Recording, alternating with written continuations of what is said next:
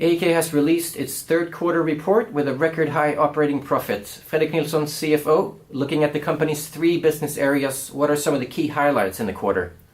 We continue to see a very strong food ingredients in the quarter. And it's the dairy business doing really well. Also the good growth and momentum we are seeing in special nutrition continued in the quarter. But what also is really encouraging in the food ingredients is to see the growth in bakery. It's now 3 quarters in a row where we are seeing a nice improvement. Going into chocolate and confectionery fats was a little bit more of a challenge in the quarter. As we have communicated earlier, we saw the price increases going through on some of our high-end products.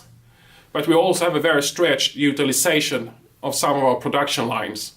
We are investing, but it will take some time to get that investments in place.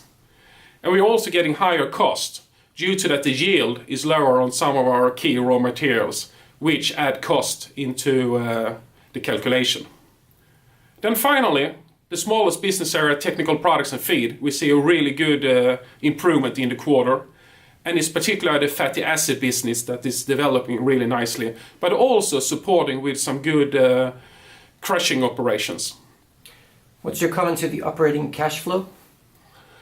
I will say it's a good EBITDA development in the quarter. Working capital was slightly negative from a cash flow point of view. We have a good inventory management control, so good inflow from that side. However, it was partly reduced by lower payables, which is mainly related to the lower raw material prices. And then we see higher receivables, and that's mainly due to the good organic volume growth we are seeing. You have recently inaugurated your 12th Customer Innovation Center in Singapore, which will strengthen your position in the Southeast Asian market.